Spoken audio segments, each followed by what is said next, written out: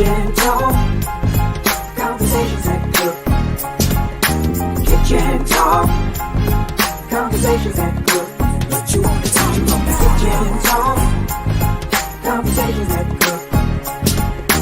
Kitchen talk, Lisa, Lowe, JT, and friends. Kitchen talk, conversations that cook. Kitchen talk, conversations that cook.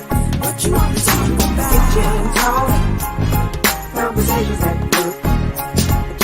Kitchen talk, Lisa, Lowe, JT, and friends. Lisa, Lowe, JT, and friends. Y'all ready to cook up some conversation? Come on. Kitchen talk. Let's talk.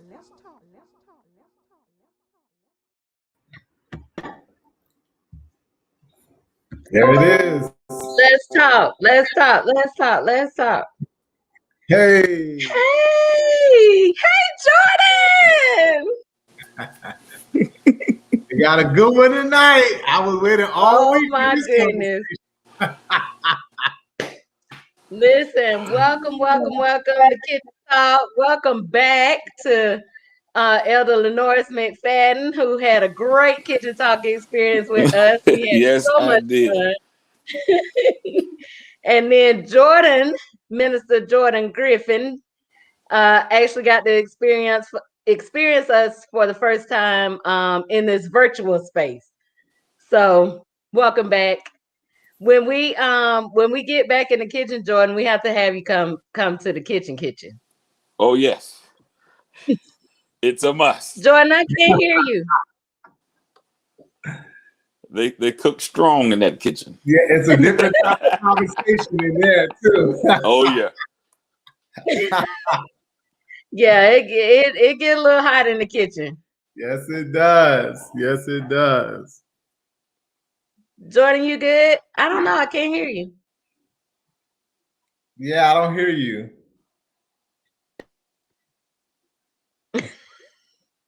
We'll get it worked out. So this is Kitchen Talk CTC. Conversations that cook. Yes, they do. Yes, they do. We are super excited for this conversation. Jordan will get it together in a second.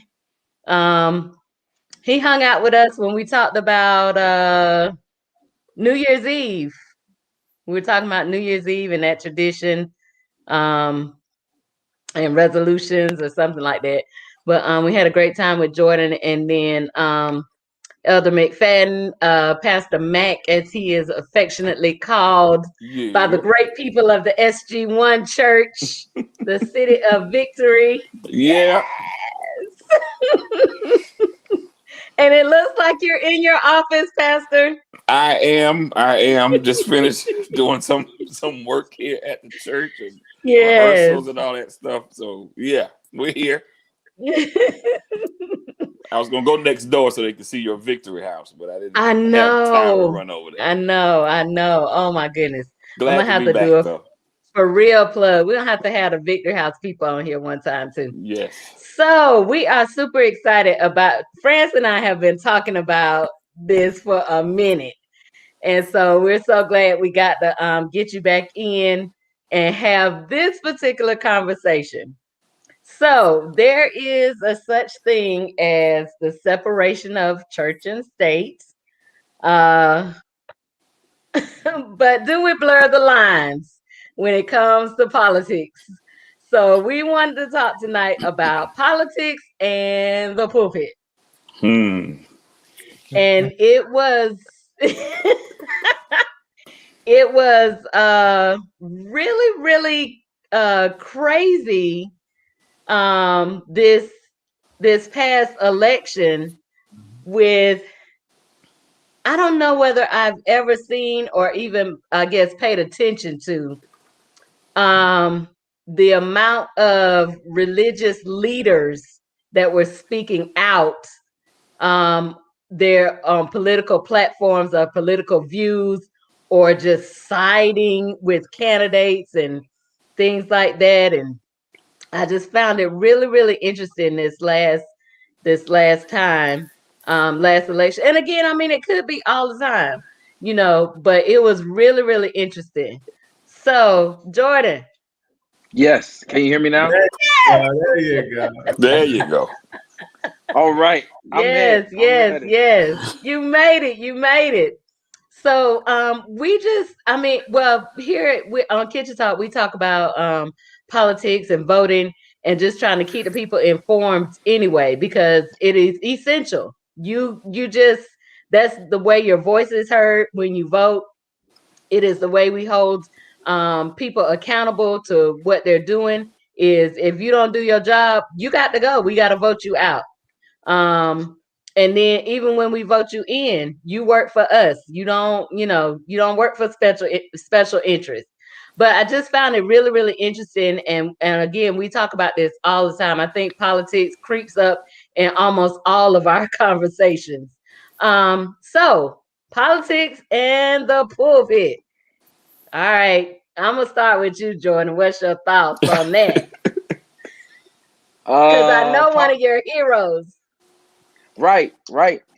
I think politics is necessary within the church. But you just don't want to. You want to make sure that your church doesn't become political or political size. I don't know. I know what that word is I'm looking for. I think politics is what we do, our everyday life, how we move about, where we go to work, our government, how all that plays into our lives. And it is necessary to have that voice in the pulpit, because it's real issues. It's what people are going through on the everyday experience. And some may argue to what extent, I think that may even be the bigger question. To what extent do we put politics or use politics or have politics within our pulpit? But it's also important to keep in mind that our faith is political. I mean, Jesus going to the cross was very political. You know what I'm saying? He was put before, the Roman government. All of that's politics. So right. As much as we want to separate politics from our faith, it doesn't happen because it's a part of our life. So those are my thoughts. It is. It definitely is a part of our life, and it's very interesting that we can make an argument for it either way, right? Keep religion separate, or because we are driven and live by faith, then you can't really separate the two. It's a part of what we do. Pastor Mac. Yeah. So I think I take the same position on it. I think this whole separation of church and state, where did it come from? You know what I'm saying? So I think we should judge everything by its root. You know what I'm saying? Where did it come from? So we have to dig into that to really find out if it's biblical, or if it's something that people inspired, and for whatever reason that they did that. I think that politics and the pulpit go together because both, if you look at them separately, they both deal with people. The pulpit ministry is meeting the needs of the people. Politics is governing the people in a way that we should meet the needs of the people. You know what I'm saying? So I think they go together. And since Jordan went down the resurrection trail, then he opened up, because I didn't come here to preach tonight. Since we're in the season, he opens it up. Jesus is he's living what many of us live, especially as people of color, in this country, didn't do anything wrong, but yet is tried, convicted unjustly, and crucified and murdered for it. You know what I'm saying? As I'll echo him, it's political. It was political because he was coming to upset a system. Yeah, he came to upset a system. And we know that, from any angle that you want to view it, anytime we upset systems, you know what I'm saying, Yeah, there's going to be repercussions. There's going to be people are going to be upset when you begin to mess with their systems, especially if they've been in place for a long time. Yeah, yeah, and it somehow moves you out of power, or you feel like your value is threatened. Yeah, definitely, you get upset about that. So how do you, so if you're saying you keep it together and not separate it, what's the line? Is there a line that you tread, that you walk, that you I can't believe Francis being this quiet. He's quiet. I'm nervous. I'm nervous. I know, me too. I know he's gonna come with his guns in a little bit. He's gonna come out shoot. He's just listening right now. Loading the gun. I mean, even Jordan, you mentioned it. What's the line? Is there a line? Yeah, there is a line. There is a line. I think the line is when we get too involved in the political antics. That's when we have crossed the line. I think personally that we should go all the way forward for speaking, truth to power to any systems, any power and powers that may affect our people. There is no limit to that, in my opinion. I think the line is drawn when we get into the antics of politics and the pettiness of politics and all that type of stuff. I think that is the problem. So that's just my little 2 cents. Well. Here we go. Listen. First, I agree with both of you. I think that is essentially. Let's go back. There's power in the pulpit, and when we don't use that power, we miss out on opportunities to better our people, better our situations, better our country. And there are a lot of people that are in the pulpit that are using it to push themselves instead of push the people. Yeah. So, you brought up, Christ, but let's go into a little bit back into the Black church. Let's go to MLK and him pushing the people in terms of what we need to do to empower our people, right? And that came from the pulpit. That came from not just him, but a number of pastors, right, who said that there is power and we are the people and we have power in what, how our money is being spent, right? Because you're paying the taxes. How our resources, how we're teaching and helping our students and how we're helping our communities, all that to me stems right back to the pulpit. And I think what we mess up on is membership. What's the cost of membership, right? If I'm a member, how does my membership make a difference? Not just in the church, but outside of that.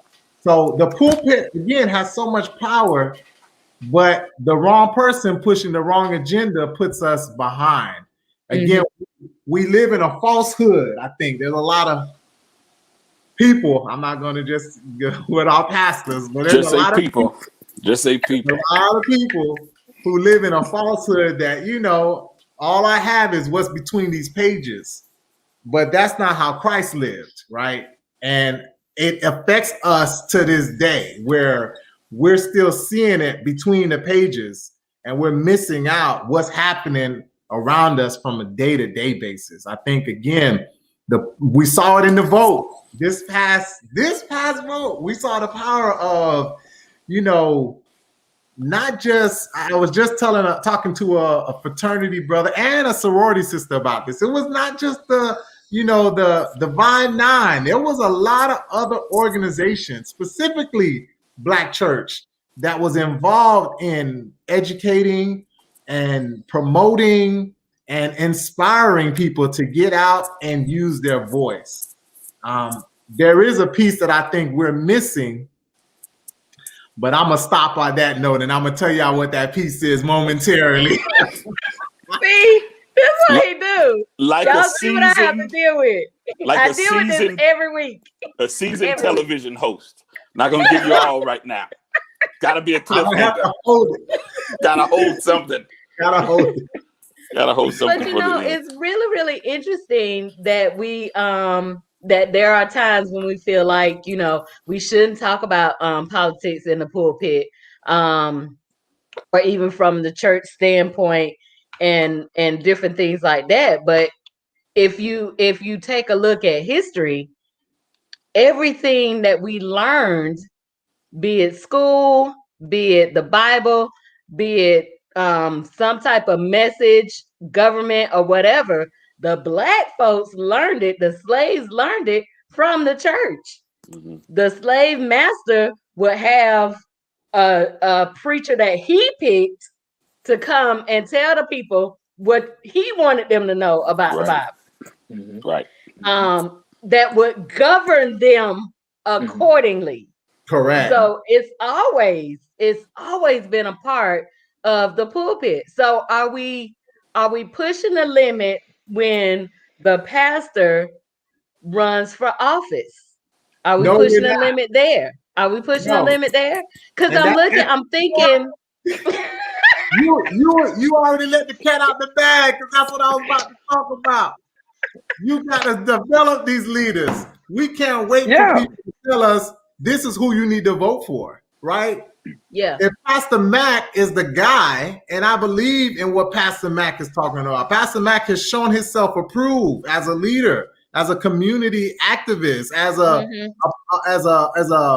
man with high morals and high character, as a person who has an insight on what's happening in the community. Why should I not vote for you? Mm-hmm. Why should I wait till somebody say, well, or here we got this person, you know? And we have a lot of politicians who come into the pulpit only during politics, only when it's time to my. know you. I don't know you. I don't know where you've been. Right. I don't know what you know. I don't know how you're gonna use my money. I don't know how you're gonna treat my kid. I can't even leave my dog with you. But you want my vote. Right. And that's what I'm saying with the black church. And I was gonna save it. But Lisa brought it out. Put it on. We have to do better in terms of preparing. You said it earlier. There is power in the vote. So we need to use that power and put people in position who we believe have the skill sets, have the ability to do this. Yes. You got to teach my sermon today. Can I have make you acknowledge my finger, please? Yes, sir. Yes, sir. Got my finger. Yes, sir. Yes. You are absolutely right. 1,000% correct. And I think there's Bible to back us up. But here's the problem. Let me throw this in here just a little bit. Yes, sir. Here's the problem. Everybody in church doesn't agree with that.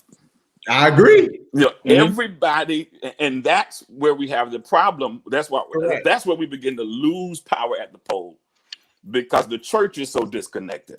Correct. You know what I'm saying? Within itself about what our purpose should be. Correct. You know what I'm saying? You know, and like, okay, there's people of persuasion like yourself, where okay, the pastor has all this in place, and yes, he should lead us. But then there are others that think, okay, well, if the spiritual leader is in the political position, he's going to over spiritualize the position. You know, and then these agendas that are contrary to Bible, you know what I'm saying, but have a place, you know, in society, they don't get attention because the leader now is a spiritual leader. For real. So, Rev, I got to stop you for just a second. I got to stop you. And I need Jordan to speak to Warnock. Yeah. Exactly. I'm going to get to Warnock next. But it's not about just the pastor, because the pastor's job for me is to build leaders, right? So the pastor don't got to be like, we're not going out and vote. You know what? As a pastor, I'm preparing leaders who can go out that we can vote for. It could be his wife. It could be the first lady. Absolutely. I went with that. I'm sorry. Good job. I went with that because you used that. You said the pastor. So I went with that. But I agree. And it's really it's the kingdom agenda. You know, that's something I'm passionate about. Kingdom. It's kingdom agenda. And you're right, friends. We have to raise up these people to sit in these seats. You know what I'm saying? We wonder why the country is going left, you know what I'm saying, or going in a position that's somewhat antichrist. And it's because the people in the seats aren't saved. Right. You know what I'm saying? We need, all right, I'll come back. No, I know. You know, I got to bring up another one because we had somebody, I didn't want to bring up her name, but she was calling angels, the dark angels from Africa. How do I go off the screen? How I go off here? She was trying to call some people. You got and I said, well, what? Well, hold on a second. I'm sorry. Who you calling? This is a public show. I'm sorry. I'm saying, I can't go off the screen. I mean, we got to be, Lisa said it earlier. When this was established, the slave master said, I'm going to choose who you need to listen to and what this person needs to say. As Black, we need to be smart. We need to be astute. We need to be alert. We need to be prepared, because just because that person is leading doesn't mean that person is a great leader. Right. And But it's also we need to say, no, you cancel. But also what you said too was cancel. If you can. So you're a Christian, and if you can separate it, that might be the problem. Is that you get in a political office, but you somehow can separate right from wrong. Right. Like if I was faith-based or spiritual, I wouldn't do that. But because I'm in the secular world, I'll do it. So that's really the problem. Is that you might be Christian, you might be saved, but somehow you can separate yourself. Now that might be a problem. Well, that is a problem, period, because there is no separation. That's again the lie. It is a thin line. That's the lie that was put in place from the beginning, that it needs to be separated. I love what Pastor Max said. Where did that all stem from? Where did it come from? Where did it come from? If you're a person with high values, a person who's honest, a person who's reliable, dependable, that's a person who's responsible. That's what I'm looking for. That's what that's the fundamental basis of what Christianity is looking for. I love my brother, and I'm looking out for my brother. In terms of being a public servant, that's what you do. You serve, right? So if you have those skill sets, why am I voting for this person who doesn't have not one? We already looking at somebody in Congress. I'm not going to say no names, you know, who's showing pictures while he's at work. He's buying scholarships. Then you got some of these other people, they lie on Monday, they lie on Tuesday, they get to church, they lie on Sunday. But we still voting these people in, and they come to your church. Now, that's the thing about the pulpit, again, is power. We should not allow certain people. I'm going to do the research.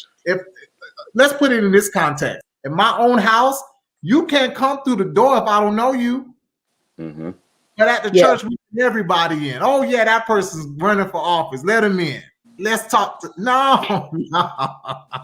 We got to use our power again to push the agenda that needs to be pushed in terms of putting our people in the best position. And I'm not just saying Black people.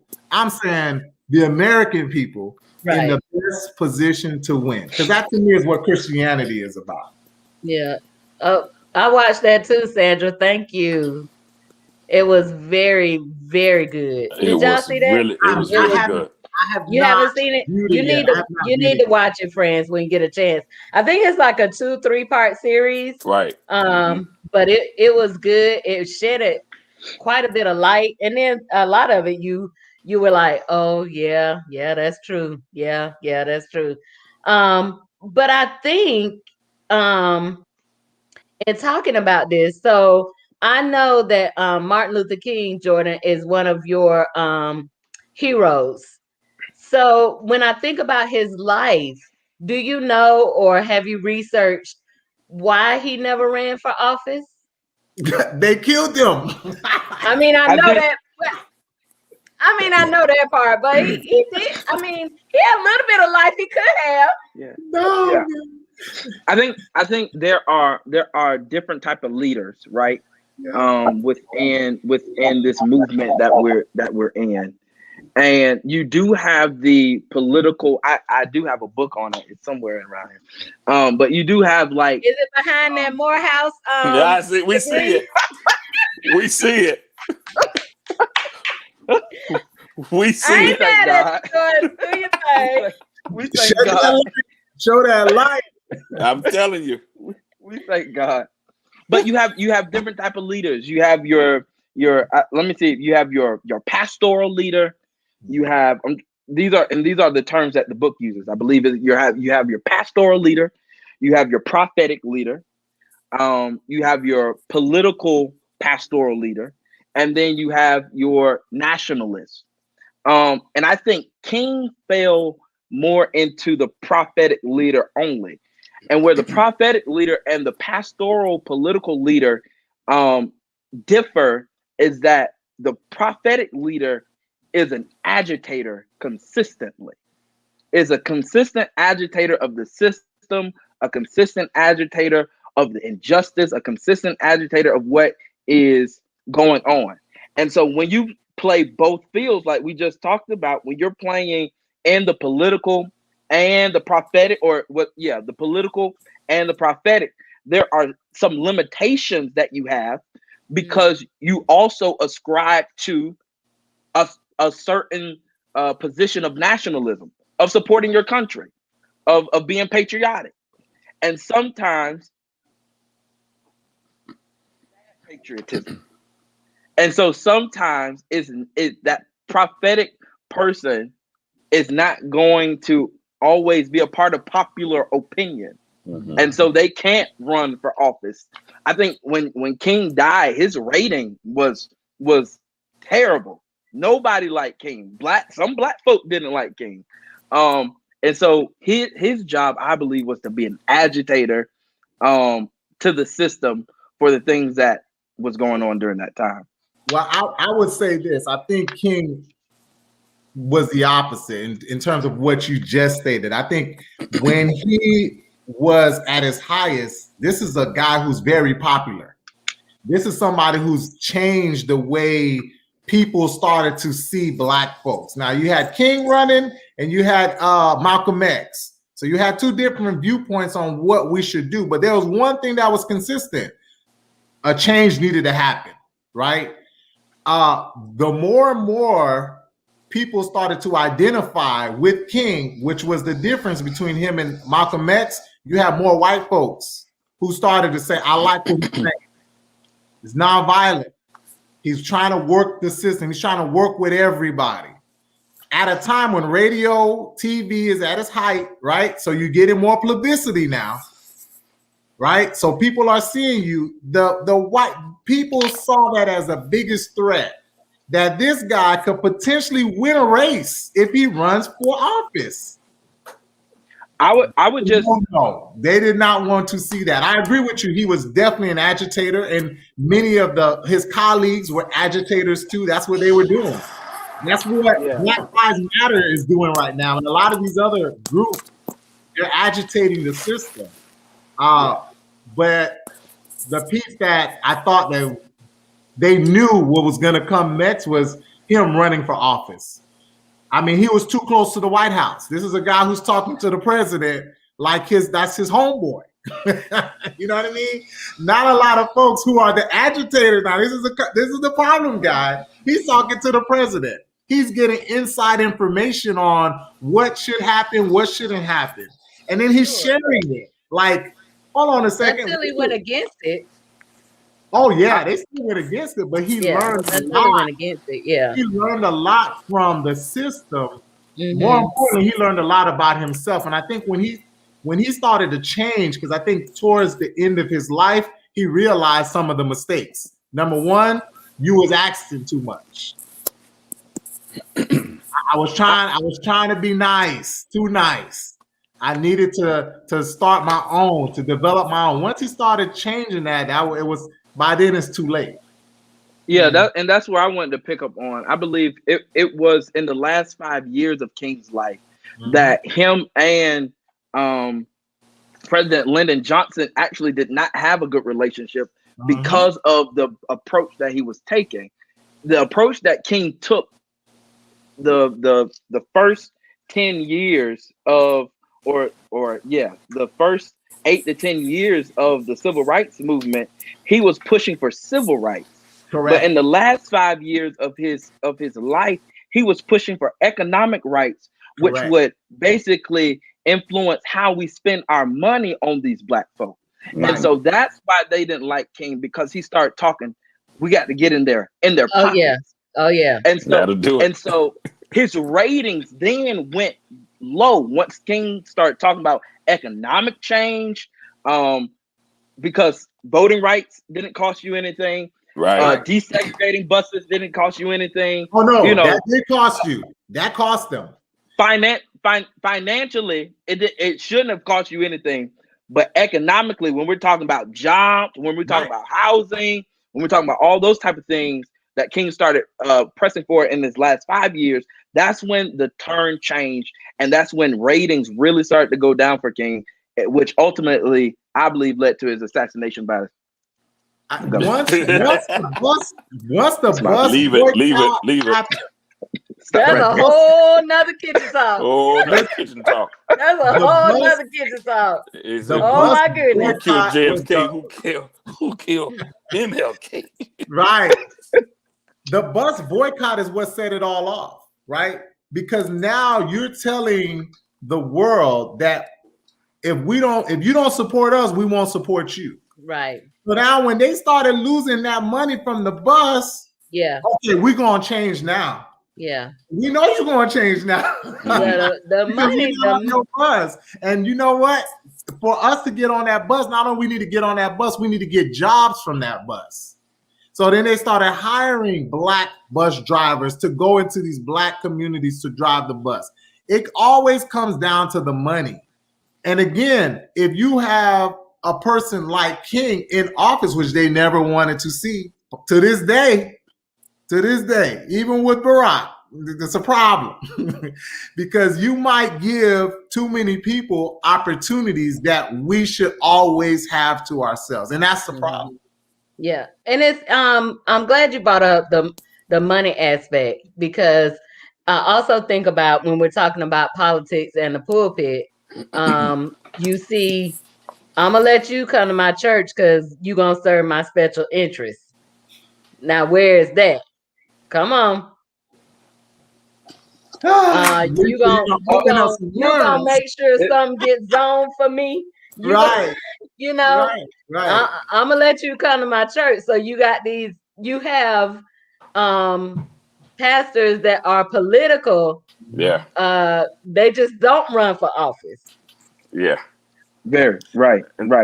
And can run it through those that they have helped put in position. Correct.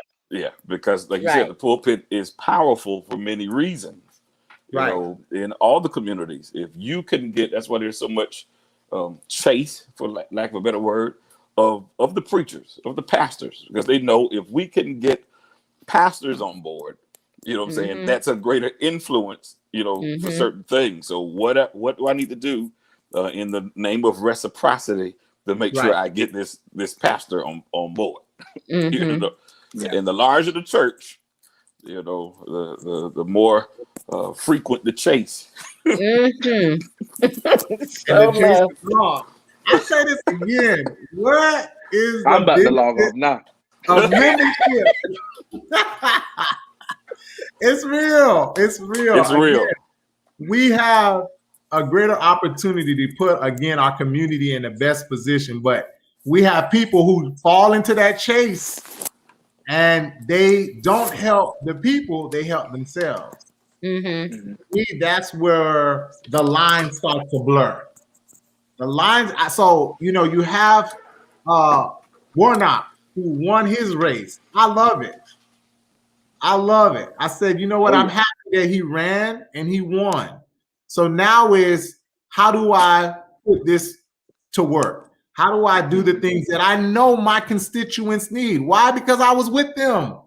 I know what they need. I know what the issues are. I'm on the ground. So what's the difference? That's what I'm looking for. You know, I think it, yeah. I'm sorry to cut you off, Frank. No, you're good. You're good. I think the key to that whole pastoral political leader thing is that the pastor is already a community leader before he or she runs for a position. And which, like you said, establishes the base of relationship in the community. I know what you need. You know what I'm saying? I'm in the streets with you. You know, I'm doing food distributions. I'm already down at City Hall talking to so and so and so and so. You know, trying to work out the things for my neighborhood. So that's important for that pastor to already be in the community, not just preaching on Sundays. Correct. And doing Bible study on Wednesdays and teaching Sunday school Sunday morning, but to be in the community. So is there ever? So here's a question: is there ever room or a line for conflict of interest? So if you're running for office, are you only going to be looking out for your people? And I mean, I know we see that anyway. So I mean, we do. We see it anyway. We do see it anyway. But how? And I always say this because I really believe it. To me, if you accept and announce and acknowledge your call to ministry, you ought to walk worthy of the vocation. And so how then can you operate in this, in this place that is not all that holy? I think that's the reason why. How do you keep yourself from serving your own interests?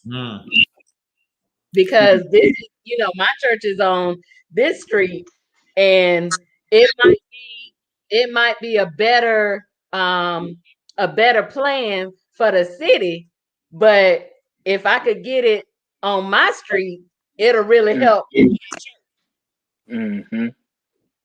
Well, number one, pastor's already doing that anyways, right? He's looking out for his people and his flock. And I think when you get onto the political side, right, you're getting onto the political scene, you're looking at not just your people, you're looking at the whole spectrum now. Now I need to work with not just my, team of pastors in my church, but the whole community at this point.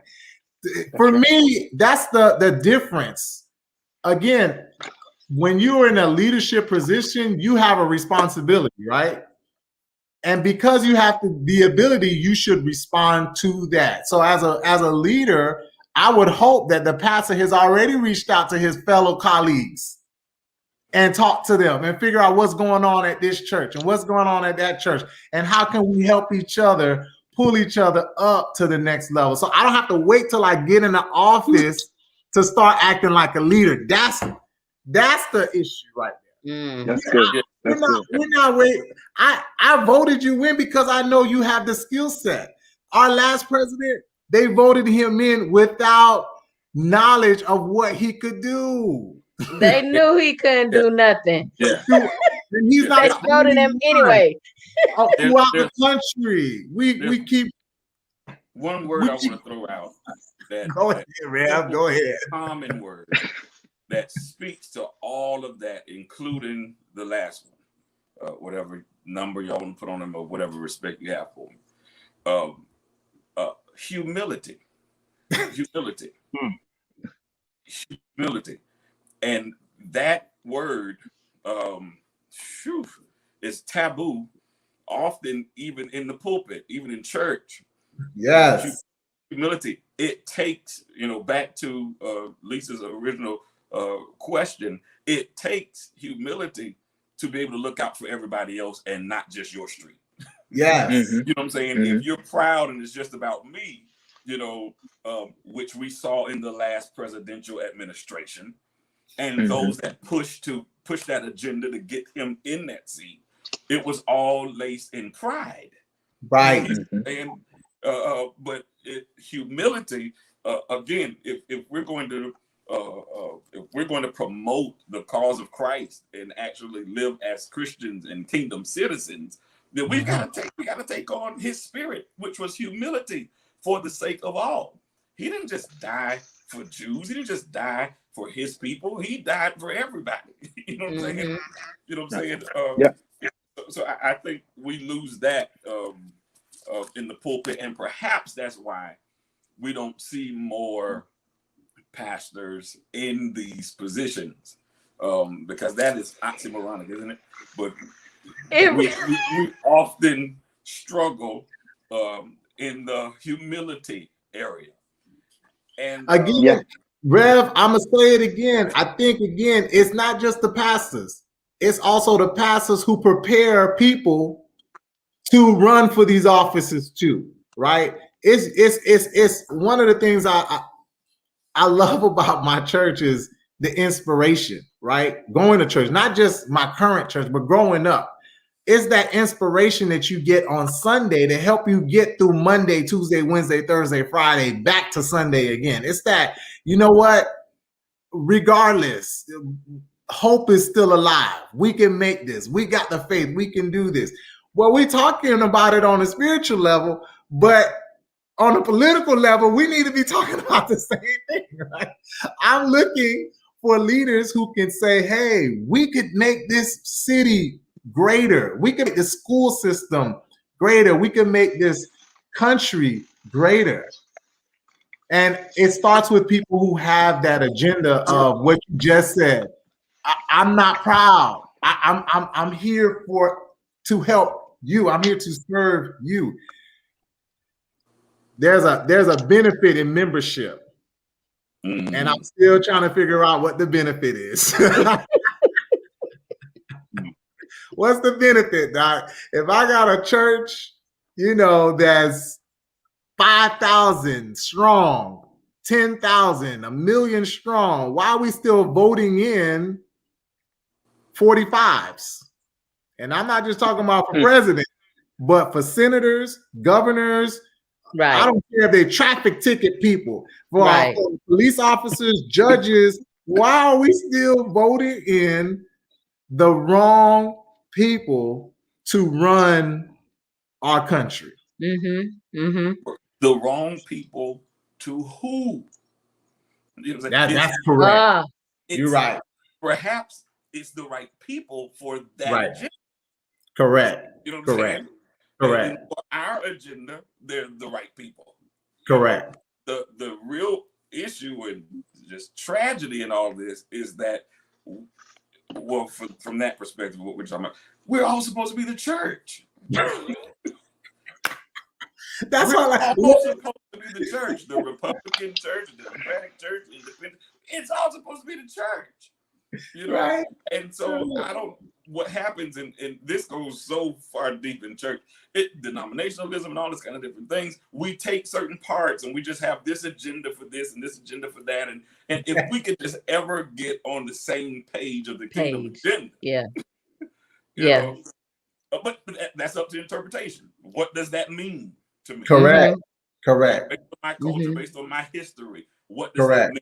We talked about the history of the Black church. You know what I'm saying? We came from a certain place. The history of the other church, you know what I'm saying, came from a different place. We got different cultures, but supposedly are same, serving the same person.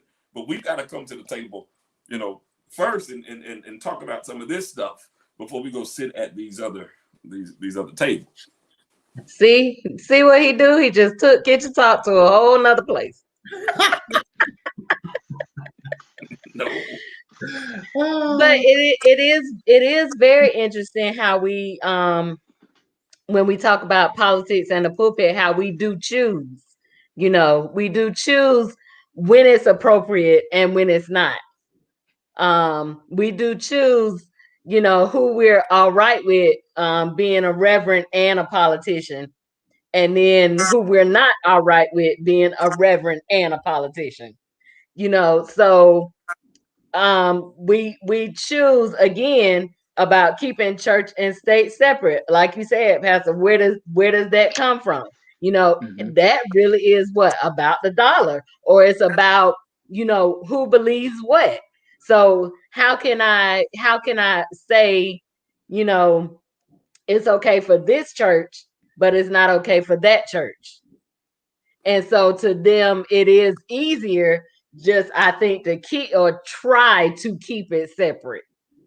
They do that a lot with even with money for the arts. If you are too radical in your creativity, you can't get government funding. Yeah. So it is this whole pick and choose. Did somebody turn on the oven? Because it's hot in here. Yeah, it's hot. Talk about it. We needed that. We needed that heat. Talk about it. We need that heat. Right. Control the narrative, the agenda, the control. Control the narrative. You said it. Say it again. Say it again. Money does My that. word. Who governs the money? The politicians. That's on so many different levels. But yes, definitely in the arts. But we see it in the faith-based community as well. Yeah. You see it. You see it across the board. So to me, I think we need more politics in the pulpit.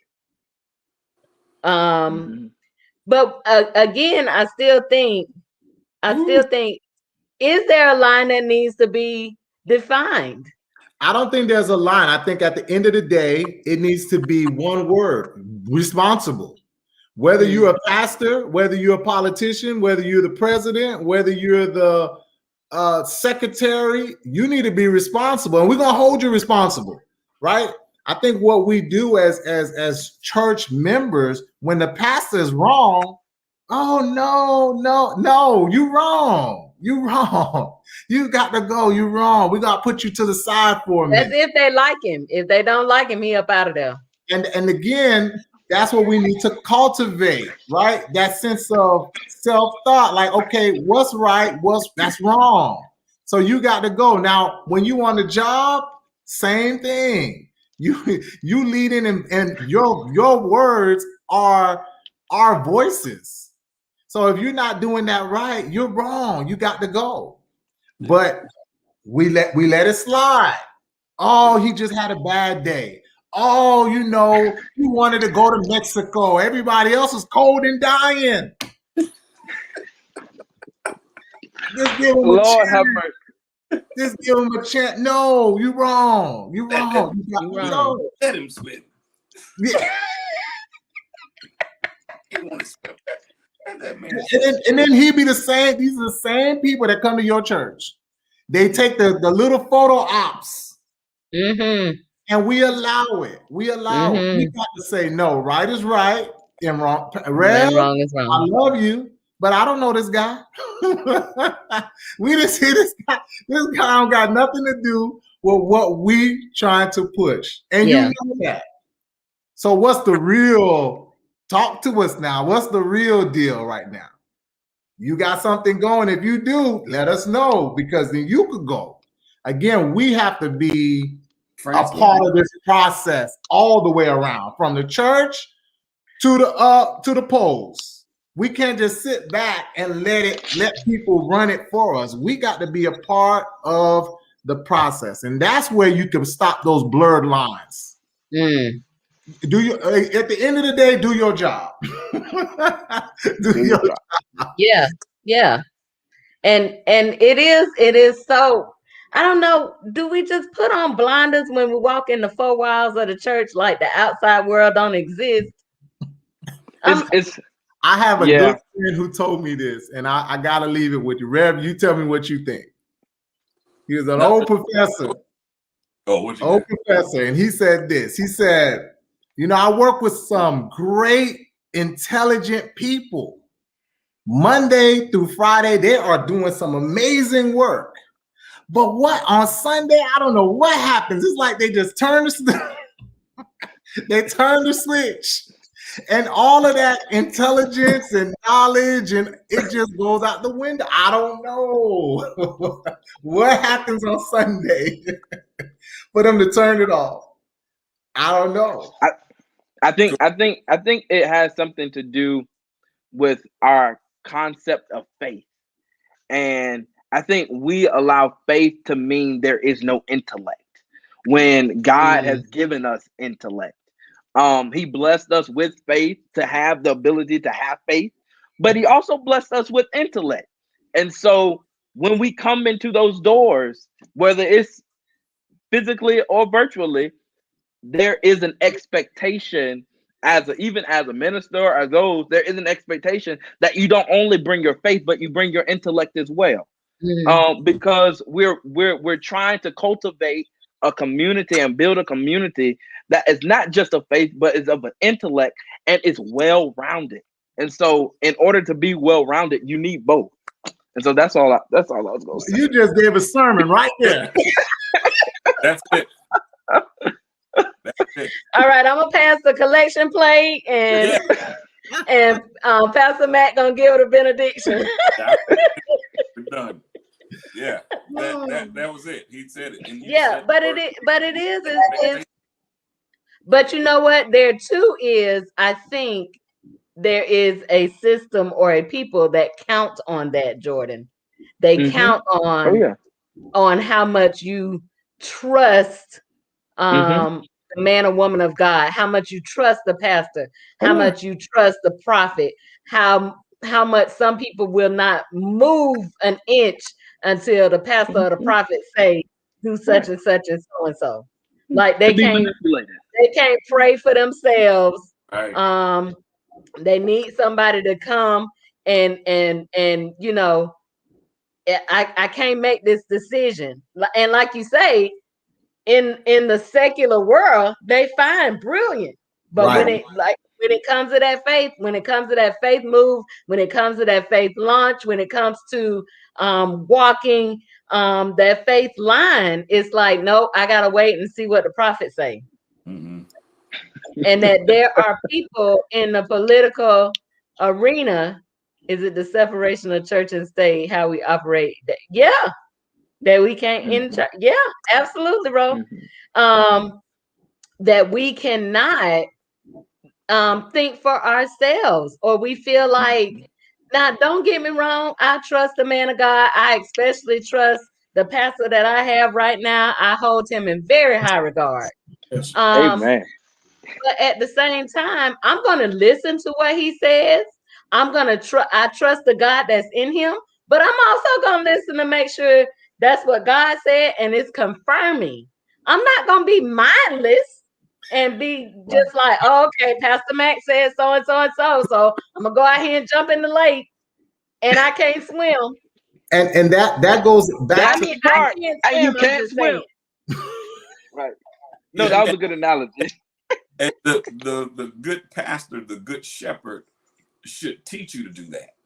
Exactly. That's what I was saying. You know, that's what I was saying. Go and read it for yourself. Here it is. This is why we give scripture reference, and it's important how we say it and why we say it. Go look at it for yourself.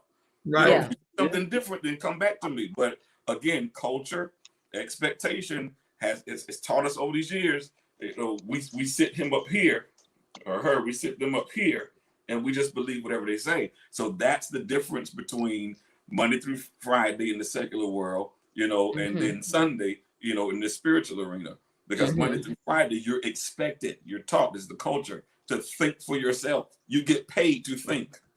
On your job. You come on Sunday and you just got to hear what the man of God says.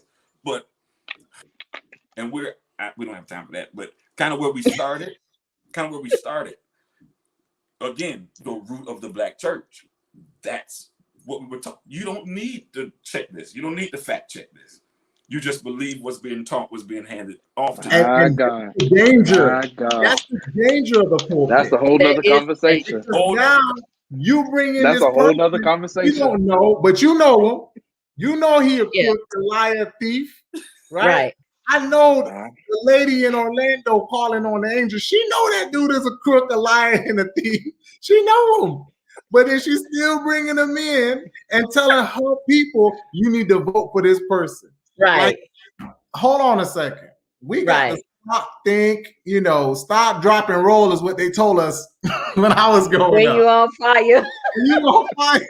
When these people trying to light you up, you need to stop, drop, and roll and say, That's not how it works around here. I can choose. I want to put a Jamal, you'll put this, we trust our bosses and leaders in our secular world. Yeah, we do sometimes. If they tell us to do something, we just go on ahead and do it. And we've seen examples of that, even with different medical things. We turn a blind eye because they said so and so and so, and then down the line, that you could have stopped something. Correct. Or we see, I think about the exonerated young men from what's the place? They just she just did a documentary on them. Oh gosh. Oh yeah. It just left me. Me too. Ava DuVernay just did a documentary on the boys that were convicted for the in New York. Oh, you're talking Central about Park. Yes. Yeah, the Central Park. Right. There were people. There were people who knew that was wrong. Right. And they didn't say anything. Or if they did say something, right, they let somebody turn their mind and say, well, don't say nothing. Don't say nothing. Right. Don't say nothing. And so we have got to stop that kind of foolishness. And so to me, if you go ahead and let's merge this politics and this pulpit and let's tell the truth. Well, Lisa, let me say this. It's never been disconnected because we're not disconnected people. We've fallen into the verbiage, but it's never disconnected. It's always be somebody on Monday and you already know who I am. Unless I'm putting a different mask on every single time, it's no disconnect. We allow them to use that verbiage to again separate us. Yeah. Just like it's a separation between Republicans and Democrats, black, white, there's always a separation as an illusion to say the more you separate, the more we can divide you against one another, push have these issues against one another while we enjoying the show right now, right? Right. Eating the popcorn, we having a good time on because of you.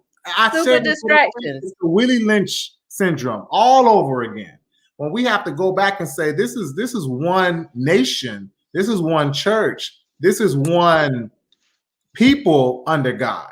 Regardless of what you believe in, we all in the same planet, on the same spaceship right now. So we should be working towards helping each other through this process, not fighting and dividing and all this other stuff. Again, we have the power. Are we using it? Are we using it? I say again, the power of membership. You got members. Are you using that power? I think we're using it. It's just a matter of are you using your powers for good or for evil? That's really the question, because you do have the power. Are you using your powers for good or for evil? If you are silent while things are happening and you don't say nothing, then you're using your power for evil. I agree. There it is. Because I was going to add, you're not using your power at all. And that's an evil in itself. They call that sin. But that's a whole nother. I'm not finna get started with you on that, friends, because we're not. I would contend that is sin. I would contend. That's it. That's a whole nother conversation. Right, Jordan. It is a whole nother conversation. I was trying to tell you. So listen, guys. Oh my God, this has been like so great, and it definitely needs to be continued. Yes. Thank you for joining us tonight. Thank you, Pastor Mac. My pleasure, my honor. The wonderful pastor of SG1 Church City of Victory out there on the Chairs Crossroads. You went it the right way. On the east side. On the east side. Oh, just a little. I don't know if I said this already, but that's my pastor. I don't know if y'all caught that or not. Yeah. Thank you, Jordan, for hanging out with us again, Jordan Griffin. This is one of my favorite, and I guess this is what happens when you are the executive producer and the creator of a show. You get to invite people you like. This is definitely one of my favorite young preachers. Oh my God, this boy. Oh, young man, I'm sorry. I can't wait for him. I can't wait for him to turn 35, so he can run for president. I gotta wait though. Because he's young. I gotta wait. But that's all right. I'm gonna be here. I'm gonna be right here when he his little thing. And then I'm gonna come and help run the campaign. That's what I'm gonna do. Thank you. Yeah. So, we lost you for a minute, Pastor Mac. So, thank you, everybody, for hanging out with us today. We really, really appreciate it. The hour was definitely well spent, and we probably go a little bit longer. But all of us got to get up and go to work tomorrow, I think. We do. I do. And I'm still at work. I'm always yeah. And we need to let you go home. He loved the church. So thank you, everybody. Jordan, are you home from Nashville yet? No, I'm still in Nashville right now. Okay. All right. You staying safe though, right? Oh yes, got to. Okay. Great. I'm getting vaccinated tomorrow. Getting the first dose tomorrow. That's a whole nother show. That's a whole nother show too. Uh-oh. We should do that show. Can I please come to that show? Can you come and talk about the vaccinations? Yes. Can you come and talk about the Johnson? Why they got to recall it? Huh? You know what? That's an interesting piece, man. That's a conversation. I'm getting fired. It is. Yeah, let's bring It some is. medical professionals to balance the conversation. Right. Yeah. Right. We need to have we did one a couple of weeks ago, but I do want to do another one, just like updates or whatever. So yeah. I'll let you know, Pastor Mac, and you could drop in if you like. I just want to drop in and just say my 2 cents.